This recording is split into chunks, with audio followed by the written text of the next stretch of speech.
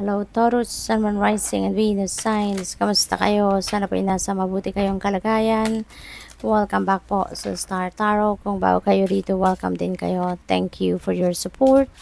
I truly appreciate it. God bless you all. Friendship, be with the ones who make you shine, who love and really care. Keep those and let the others go. Ayan, so maari sa ngayon, you are going to determine ngayon kung sino yung totoong kaibigan at hindi, no? Maaari ng iba sa inyo sa ngayon is going to figure out sino yung ikikip, sino yung tatanggalin, no? Sa buhay ninyo. Kasi dahil dito, maaring may sitwasyon wherein you are going to see or to check kung sino yung totoong kaibigan at hindi. So, ayan, parang may decluttering na mangyayari sa buhay ninyo in terms of your relationships, lalo na pagdating sa kaibigan.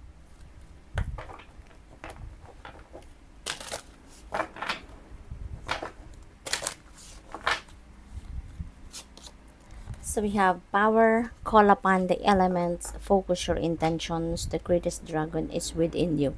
Ayan. So, focus daw kayo dito sa inyong mga intentions, focus kayo sa kung ano yung gusto ninyong ma-achieve, no, at a certain period of time, kung ano man yung ini-intend ninyo na gawin, no, at kung ano man ang maging resulta na ina-expect ninyo. Focus on that, no, at gamitin ninyo yung inyong personal power, no, gamitin ninyo yung inyong sariling liwanag, inyong sariling kapangyarihan, no, para mangyari ito, para magawa ninyong tuparin, no, at makamit kung ano man yung mga pinapangarap ninyo or kung ano man yung ini-intend ninyong gawin or ma-accomplish.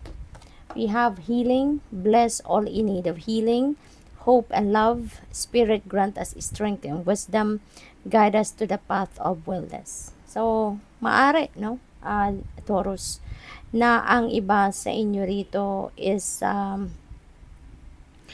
healer. Siguro, tinatawagan na kayo ngayon ng Divine Universe na gawin nyo na, no, na i-embrace yung i-embody and i-embrace ninyo yung inyong healing powers para makatulong na kayong gamutin ang mga tao na nangangailangan ng inyong tulong, ng inyong healing energy, no? Maaari din ng iba sa inyo rito, maaring kayo din ang nangangailangan ng healing. So, depende sa inyong sitwasyon. It could be you going to provide that healing para sa ibang tao na nangangailangan ng healing, or baka kayo, no, maybe kayo ang naghahanap, maybe you are seeking for that healing energy, no, ng universe, no. So yun, what else? You have kindness, live with compassion, open your heart to all life forms, be an angel with hands. Ayan, Toro. So parang you will be of service, no, to the people. You are of service to the humanity. Yun siguro yung inyong mission sa ngayon, no, providing healing energy, no, providing healing to the people who are in need of healing powers. Tapos ngayon, kindness. Now, you're going to be very compassionate.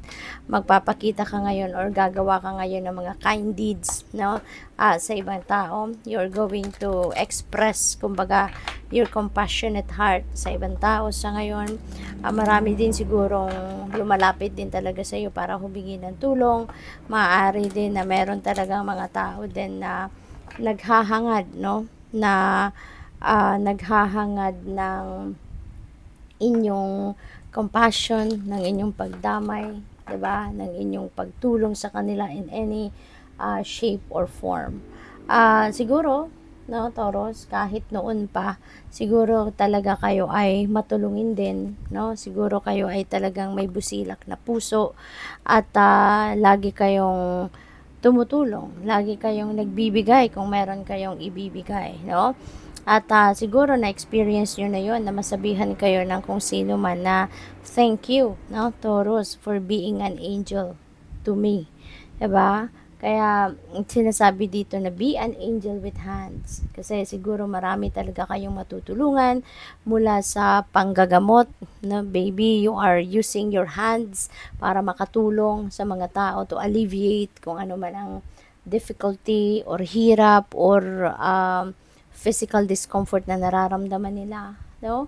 Probably, nandoon din kayo sa mga profession katulad na lamang ng nasa medical field, no? Nasa nursing, nasa caregiving, no? Maaaring ganun. Or other areas, massage therapist, mga physiotherapist, mga along those lines, siguro, no? Ang iba sa inyo, maaaring ganun ang inyong profession. So, talagang matagal na ninyong ginagawa ang pagtulong, ang makatulong sa paggamot din ng mga nangangailangan ng healing. We have come to the edge. Ayan, so some of you are going to start something new. You're going to embrace a new chapter, no, sa buhay ninyo na maaring adventure ito para sa inyo. Kasi kung ano man ang siguro sisimulan ninyong ganap sa buhay, this could be something na hindi pa ninyo nasusubukan before. So, this could be an uncharted territory for you. Pero, yun, you will be excited to do this. Maaari din na naglalakas ng loob na kayo. Gigisingin mo na yung inyong personal power at gagawin mo na kung ano man yung mga intentions ninyo. Gagawan mo na ng paraan. You're going to start taking siguro the necessary steps na kailangan ninyong gawin para makalapit kayo doon sa kung ano man ang gusto ninyong matupad na intentions or pangarap or goals ninyo. What else? We have no place like home. Ayan. So, siguro, baka nasa ibang lugar kayo, no? Nakatira kayo sa temporarily sa kung saan. And baka namimiss ninyo ang inyong pamilya, namimiss ninyo yung kwarto ninyo, namimiss ninyo yung una ninyo, namimiss ninyo yung bed ninyo, namimiss ninyo yung atmosphere ng sarili ninyong bahay, namimiss ninyo yung comfort, kumbaga, ng sarili ninyong tahanan. Kaya siguro nasasabi din ninyo, no, kahit sa loob ninyo na indeed, there is no place like home. We have poised, ayan, so, you know pretty much, no, sigurado na kayo kung ano ngayon ang gagawin ninyo dito sa Come to the Edge energy, sa pag-atake ninyo sa venture na to or sa endeavor na to, you know pretty much what you are going to do.